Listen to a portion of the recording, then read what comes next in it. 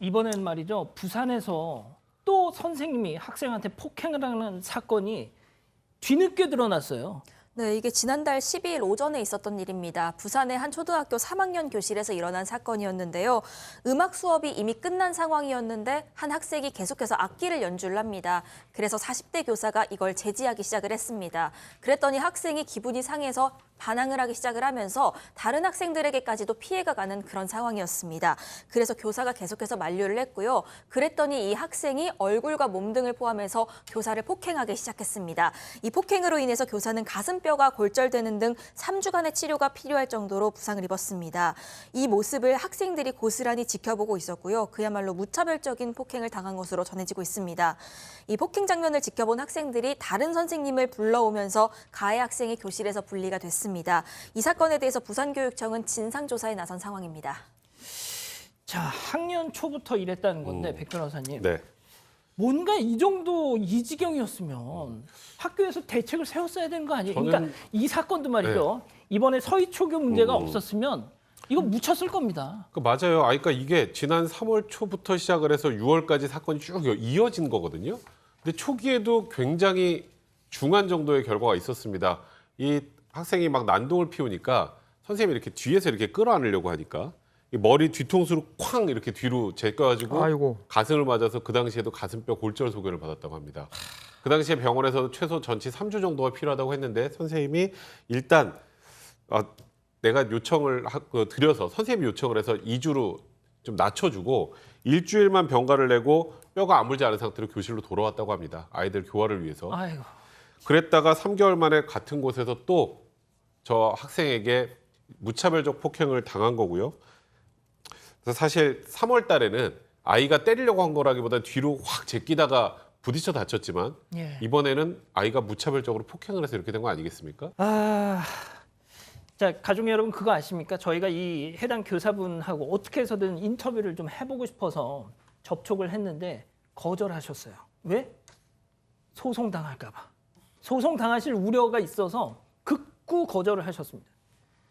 이런 피해를 입고도 입을 닫아야 되는 게 지금 교사분들의 현실이에요. 제가 뭐 저번에도 말씀드렸다시피 저희 회사가 있는 장소가 교총 건물 안에 있습니다. 그러다 보니까 선생님들과 많은 어떤 대화를 하게 되는데요. 지금도 제가 이 선생님의 그 마음을 조금 시청자 여러분께 말씀을 올리겠는데요. 이 선생님이 이만큼 이렇게 피해를 입으면 교권보호위원회라는 게 있습니다. 그럼 교권보호위원회를 올리면 학생이 이 교권을 침해했다고 해서 학생이 징계를 받아야 되는 그런 어떤 사정이 발생합니다. 첫 번째 뒤로 확 기댔을 때는 이 선생님이 이런 생각을 했대요. 내가 아이를 잘 가르쳐야지, 아이를 잘 교육해야지, 내가 잘못했지 라고 해서 학교에서 교권보호위원회를 개최하고자 했는데 그걸 거절했답니다. 그리고 두 번째, 이란 다시 교권 침해가 있고 교권 침해에 대해서 다시 교권보호위원회를 개최하자라고 했는데 그때도 선생님이 반대하셨어요. 왜냐하면 그 아이에게 잘못되는 영향을 미칠까 봐. 아까 제가 말씀드렸다시피 이로 인해서 징계를 받으면 분명히 그 학생에게 잘못된 미래에 잘못될 수가 있는 거잖아요. 이렇게 선생님이 이런 교권보호위원회를 이렇게 거절하셨는데 그 다음 문제를 제가 드릴게요. 이거는 현실적으로 분명히 있는 일이니까 이렇게 교권보호위원회 딱 신청하면 반대편에 있는 부모가 뭐 하시는 줄 아십니까? 아동학대죄로 고소합니다. 왜냐하면 아동학대에는 정서적 학대가 있거든요.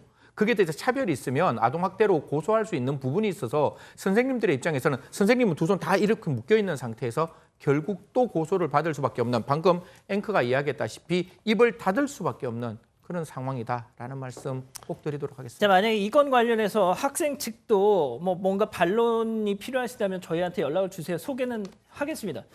자, 그리고 말이죠. 이 서희초등학교 사건을 계기로 정말 많은 선생님들이 그동안 묵혀놨던 고충을 쏟아내고 계십니다. 두 번째 사건, 체크포인트 짚어보죠. 자, 받아쓰기 때문에 이게 무슨 말씀이냐. 교사 커뮤니티에서요. 학부모 교권 침해 사례를 선생님들 알려주십시오 하고 이렇게 딱 고지를 했더니 단 사흘 만에 무려 2천여 건의 피해 사례가 지금 나오고 있습니다. 모였다는 거예요. 자, 원 자료에는 시간, 장소, 성명 등등이 다 기재가 돼 있는데 하지만 명예훼손 소송 등 가능성이 있어서 일단 다 비공개로 말씀드리겠습니다. 그러니까 제가 이 얘기를 왜 드리냐. 이 피해 사례가 소설이 아니라는 말씀이에요. 자, 이 기자. 네, 보통 저희가 받아쓰기를 하면 틀린 문제는 빗금을 치고 맞은 문제는 동그라미를 치는데 그렇게 틀린 문제에 빗금 쳤다가 학부모에게서 항의 전화를 받았다. 이런 내용도 있었습니다. 우리 아이가 마음 상하지 않게 빗금 대신에 틀린 문제에 별표 표시를 해달라. 이런 요구였는데 이 교사는 여기까지는 그럴 수도 있겠다라고 생각을 했고요. 비슷하게 느끼는 학부모가 더 있을 수도 있다고 생각했다고 합니다. 그래서 틀린 문제에 별 표시 원하는 학부모가 있으면 말씀을 해달라라고 알림장에 이렇게 공지를 올렸습니다. 그랬더니 해당 학부모가 이 교사가 본인을 표적 삼아서 알림장을 올렸다면서 교장실로 찾아와서 소리를 질렀다. 이런 사례였습니다. 또 다른 한 교사는요. 원격 수업 시간 기간 동안에 한 학생이 계속해서 수업에 참여를 안 했다고 합니다. 그래서 학부모에게 어떻게 된 일인지 좀 수업 참여하게 해달라 이렇게 얘기를 하려고 연락을 했습니다. 그랬더니 학부모는 교사가 모닝콜을 해주라고 이렇게 요구를 했습니다. 아이를 깨워달라고 요구를 했던 거고요. 교사가 어렵다고 했더니 교육청에 민원을 넣었다고 합니다. 또 다른 교사는 임산부고 만삭인데 도대체 왜 담임을 맡았냐? 담임에 지원한 거냐? 중간에 담임 바뀌는 거 아니냐? 그러면 우리 애들 정서에 악영향 미치는데 새로운 선생은 누구냐 정해졌냐? 이런 얘기들을 울분을 토하거나 격양된 목소리로 학부모들이 민원 전화하는 경우도 있었다고 합니다. 자, 백 변호사님 다른 사례도 좀 소개해 주실 거 있죠? 근데 제가 이거는 실제로 이런 일이 있었나 제가 의심이 들 정도인데 이제 학교에서 현장 실습 갈 때 이제 같은 차를 타고 이제 선생님이랑 학생들이 이동을 하는데 한 학생이 이제 그 차 안에서 뭐 변을 보게 된 상황이었었나 봐요.